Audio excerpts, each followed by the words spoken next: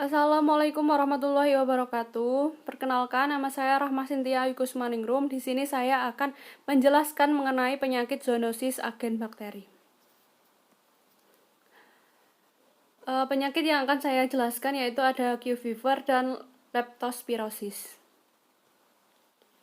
Yang pertama, Q fever. Q fever pertama kali dikenal sebagai penyakit manusia di Australia pada tahun 1935 dan di Amerika Serikat pada tahun 1940-an. Q sendiri adalah singkatan dari query dan diterapkan pada saat penyebabnya tidak diketahui. Q fever disebabkan oleh infeksi bakteri Sociala burnetii. Sapi, domba, dan kambing umumnya terinfeksi dan orang yang sering terpapar dengan menghirup debu yang terkontaminasi dengan cairan tubuh hewan yang terinfeksi. Orang yang bersentuhan langsung dengan hewan selama persalinan seperti dokter, hewan, dan peternak mungkin beresiko lebih tinggi terhadap infeksi. Sociala burnetii dapat bertahan untuk waktu yang lama di lingkungan dan dapat dibawa jarak jauh oleh angin. Orang yang terinfeksi dengan menghirup debu yang telah terkontaminasi oleh kotoran hewan yang terinfeksi atau bisa urin, susu, dan produk kelahiran yang mengandung Sociala burnetii atau juga kontak langsung misalnya menyentuh atau dijilat dengan hewan yang tidak harus mengidap penyakit Q fever. Orang juga mungkin sakit demam Q dengan makan produk susu yang terkontaminasi dan tidak dipasteurisasi. Jarang demam Q telah menyebar melalui transfusi darah dari wanita hamil ke janinnya atau melalui hubungan seks. Untuk tanda dan gejalanya sendiri yaitu sekitar 5 dari 10 orang yang terinfeksi Sociala burnetii akan jatuh sakit. Penyakit biasanya berkembang 2-3 minggu setelah terpapar bakteri. Tanda dan gejalanya adalah demam, menggigil atau berkeringat, kelelahan, sakit kepala, nyeri otot, mual, muntah atau diare, nyeri dada, sakit perut, penurunan berat badan, batuk tidak produktif. Gejala bisa ringan atau berat. Orang yang menderita penyakit parah dapat mengalami infeksi paru-paru ataupun hati. Wanita yang terinfeksi selama kehamilan mungkin berisiko keguguran, lahir mati, persalinan prematur, atau bayi lahir rendah. Q fever kronis. Sebagian kecil orang yang terinfeksi bakteri Sociala burnetii mengalami infeksi yang lebih serius yang disebut dengan Q fever kronis. Q fever kronis sendiri berkembang berbulan-bulan atau bertahun-tahun setelah terinfeksi. Orang dengan demam Q fever kronis sering mengalami infeksi pada satu atau lebih katup jantung. Orang dengan endokarditis mungkin mengalami keringat malam, kelelahan, sesak nafas, penurunan berat badan, atau pembengkakan anggota tubuh mereka. Penyedia layanan kesehatan perlu melakukan serangkaian tes untuk mendiagnosis endokarditis. Q fever kronis serius dan bisa memastikan jika tidak diobati dengan benar. Infeksi Q fever kronis membutuhkan perawatan antibiotik berbulan-bulan. Demam Q kronis lebih mungkin terjadi pada orang dengan penyakit katup jantung, kelainan pembuluh darah, atau pada orang dengan sistem kekebalan yang lemah. Perempuan yang terinfeksi selama kehamilan juga beresiko mengalami demam Q kronis. Diagnosis dan pengujian. Gejala-gejala demam Q memiliki kemiripan dengan banyak penyakit lain. Seringkali membuat diagnosis sulit. Temui penyedia layanan kesehatan Anda jika Anda mengalami gejala setelah menghabiskan waktu dengan atau dekat dengan binatang, terutama domba, kambing, dan sapi, atau di daerah di mana hewan-hewan itu berada.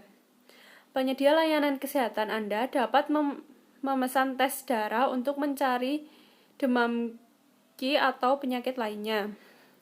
Pengujian dan pelaporan hasil laboratorium dapat memakan waktu beberapa minggu sehingga penyedia layanan kesehatan Anda dapat memulai perawatan antibiotik sebelum hasilnya tersedia. Pengobatan. Kebanyakan orang yang sakit demam Ki akan pulih tanpa perawatan antibiotik. Namun, bagi orang yang menderita penyakit demam Ki, pengobatan dengan antibiotik doxycycline 2 minggu sekali dianjurkan. Q fever kronis, infeksi yang mengancam jiwa, membutuhkan beberapa bulan perawatan antibiotik.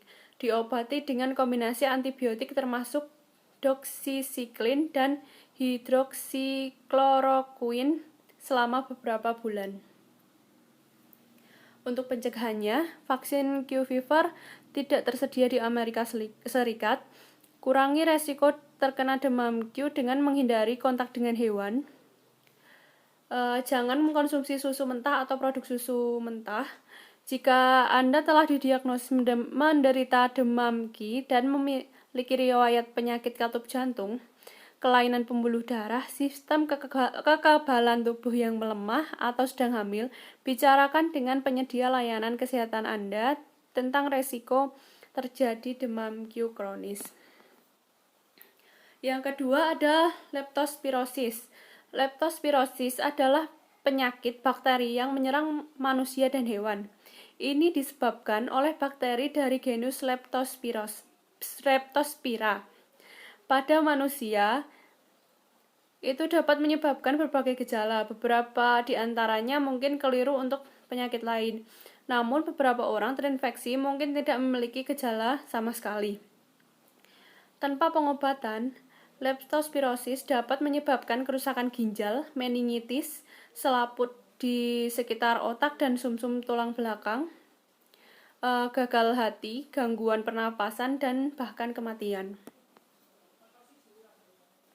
Infeksi. Bakteri penyebab leptospirosis menyebar melalui urin hewan yang terinfeksi, yang dapat masuk ke air atau tanah dan dapat bertahan hidup di sana selama berminggu-minggu hingga berbulan-bulan, sehingga jenis hewan liar dan domestik membawa bakteri. Ini dapat mencakup tetapi tidak terbatas pada ternak, babi, kuda, anjing, hewan pengerat, hewan liar. Ketika hewan-hewan ini terinfeksi, mereka mungkin tidak memiliki gejala penyakit.